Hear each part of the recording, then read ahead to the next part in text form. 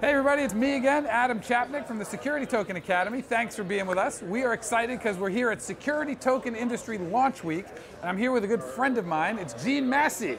Gene is with ITBiometrics, but there's so much more to him, and we're going to find out more about that right now. Thanks for being with us, Gene. Thank you, glad to be here. All right, so before we get into the company, can you tell us a little bit about what you've been involved with in this industry? You've had a lot of, your hands have been in a lot of different pots here. In '99, I ran around telling people that I was going to invent a new way to finance movies, and I called it fan financing. Right. This is before crowdfunding. And I actually, in 2004, I have an issued US patent for fan financing movies. Amazing. Selling single shares of stock to movie fans.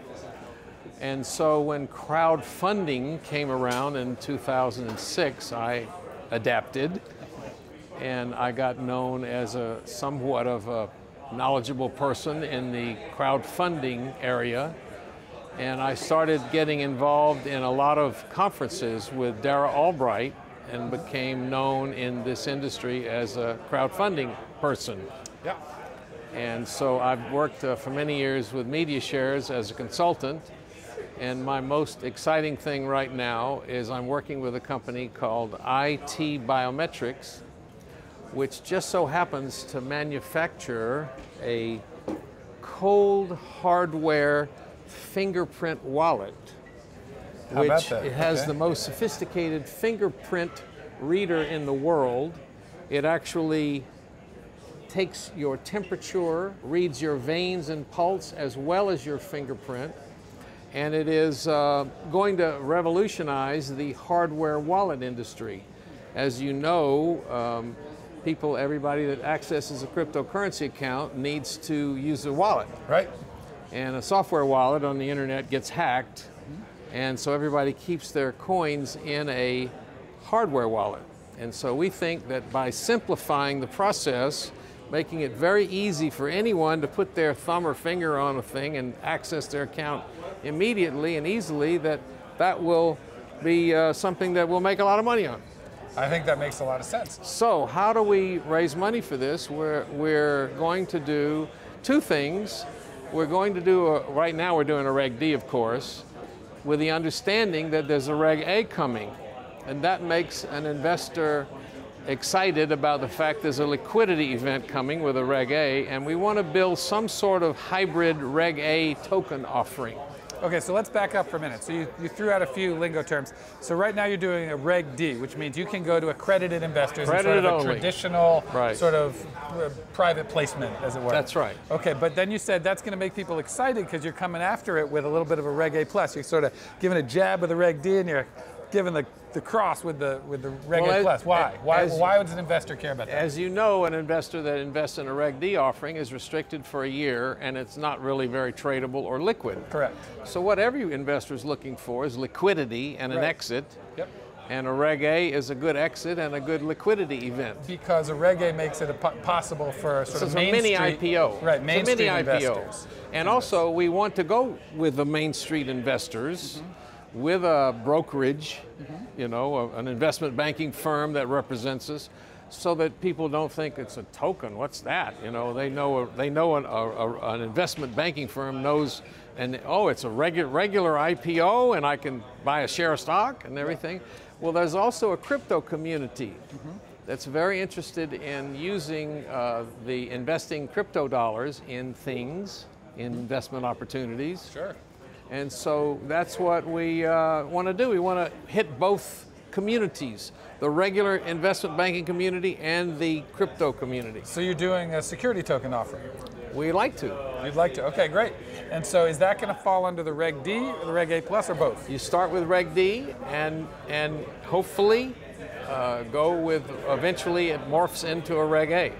Oh great, so all of it will be a security token, okay. And oh yes, for me, people say a token, a utility token, you put that in a washing machine or a parking meter. Right. No, a security token is the only way to go, I think. Terrific. So what made you decide to do that? Because we've traveled all over the world. We've been to Warsaw, Zurich, London, Dubai, San Francisco. We're going to, ITBiometrics is going to be at Money 2020. We're going to Barcelona in 2 weeks. Wow. And so we've accessed the crypto community and discovered that's where a lot of people are really interested in that area. What's the benefit of doing an STO for you guys? Well, as you know, an STO has some advantages over a regular stock offering. If you want to buy a stock, you have to have a brokerage account, and it takes 3 days to clear or something like that, and so you've got all sorts of issues with a regular investment. Now, that's not to say that, I mean, look, regular investments work, but with a token offering, you can buy it on an exchange, you can buy it instantly, you don't have to have a brokerage account. It's simpler, quicker, easier, cheaper, there's no intermediary. So there has some advantages, it has some disadvantages, but it has some advantages. One of the advantages is that a lot of people are sitting on cryptocurrency. And that is a big issue for anyone looking for an investment. You want to be able to access that community for those investments. I mean, you know, sometimes you can't buy a pizza. True. So they want to be able to invest in something with all this crypto that they've accumulated, and so that's an investment pool that we want to access. Do you think that there's anything about the fact that sort of the major cryptocurrencies have sort of slipped and stagnated? In other words, you know, you got Bitcoin that's sort of around 6,500. It's all being absolutely, totally manipulated. Oh. They realized that it was too squirrely. So whoever, whether it's the Fed or Satoshi himself or someone, is keeping it within a trading range to make it into a more stable currency. That's my philosophy. That's my philosophy. That's I mean, what you think. it's my psychic. Got it. My psychic pitch. Who knows? You may be right. I was going to ask if you thought that because there was this massive influx of capital into Bitcoin, Ethereum, Litecoin, things like that last year, but now it's all kind of dipped and stayed, like you're saying, in that trading range. Do you think that's going to encourage people to get out of those currencies and into investments like STOs? Well, what it's encouraged is, I know people that lost money when it was at 20,000 and went down. Right. And I also know people that bought at a penny. Yeah. So the people that bought at a penny, they're not concerned. The people that bought and got their fingers burned, they're not investing anymore. They said, no, I'm not going to touch that for a while. Got it. So the money that's being held is being held, and whoever's controlling it, I don't know, but it's staying within a range. Right. I don't think you're going to see it fall below 5,000, and for a while, I don't think it's going to go above 8,000. That's my psychic prediction. Got it. Okay, so let's go back to your hardware. So what are you going to do with, how much money are you trying to raise in the STO? Only $2.5 million for now. Okay. And that would pay for our Reg A offering, where we can raise up to $50 million. Okay, and let's say you get in the neighborhood of $50 million. What are you planning to do with that for your? Well, a really good fingerprint reader like ours can be used for a lot of things. Yeah. Car, home. As a matter of fact, this very fingerprint reader is being used for time cards. Oh. You know, punching in. You know that somebody really logged in, and it's not somebody. Right. We hacked an iPhone with a gummy bear.